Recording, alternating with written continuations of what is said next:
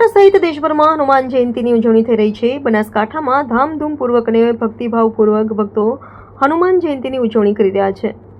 પાલનપુરમાં કંથેરી હનુમાન, વાદીલા હનુમાન, કષ્ટભંજન હનુમાન અને કાળા હનુમાન મંદિરોમાં ભક્તોની ભીડ જામી છે।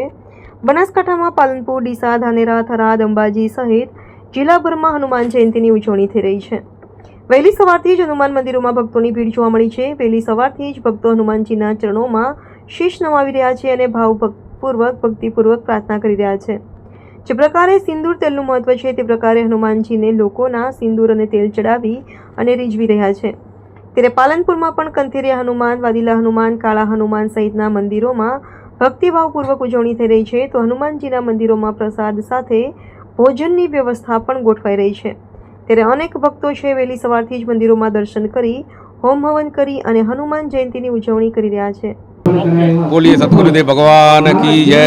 आज कंत्र हनुमान धाम में मारुति अंगन राखीलो है और भोजन राखीलो, भोजन प्रसाद है। 10 से 15,000 मानस भोजन करते हैं और बूंदी का प्रसाद है। अब पूरे गांव में भी वितरण कराया जाएगा, सबको प्रसाद दिया जाएगा, घर घर प्रसाद पहुंचाया जाएगा और दुकान पे सब दुकान में प्रसाद पहुंचेगा। एक कंत्र में 10-15 टन की बूंदी बनी हुई है, ये सबको दी जाएगी। 2-2.5 डिब्बा तेल लगाया, घी लगाया, એટલે सबकी प्रसाद पहुंचाई जाएगी घर घर में। पालनपुर में बहुत देता है और कंत्र हनुमान को खूब देता, खूब मानता है कंत्र हनुमान को। मैं पालनपुर शहर को आभारी हूँ, कंत्र हनुमान से प्रार्थना करता हूँ मेरे पालनपुर को बहुत सुखी रखे, बहुत देवे पालनपुर को कंत्र हनुमान को सुखी रखे, बहुत आनंद में रखे। पालनपुर को बहुत आभार है, पालनपुर को मैं बहुत आभार हूँ। बोले कंत्र हनुमान जी महाराज की जय। મારું નામ રેખાબેન જાની છે।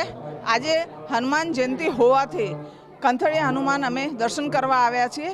ખરેખર તો હું ભાવિ ભક્તોને એ કહેવા માંગુ છું કે આજ હનુમાન જયંતિ નથી પણ હનુમાનજીનો બર્થડે છે, એટલે હનુમાન જયંતિ ન કહેવાય। હનુમાન જયંતિ એટલે ન કહેવાય કે હનુમાનજી સ્વયં પ્રકટ છે અને હાલની તારીખમાં એમના પરચા મળે છે, એટલે જયંતિ તો એને કહેવાય કે જે મરી ગયા હોય। એટલે આજે હનુમાનજીનો બર્થડે છે। કંથરિયા ઉપર મારી ખૂબ જ શ્રદ્ધા છે અને હું દર્શન કરવા આવું છું એમને અને બહુ જ માનું છું। જય જય સિયારામ। રિપોર્ટર જીતુ સોલંકી, બનાસકાંઠા।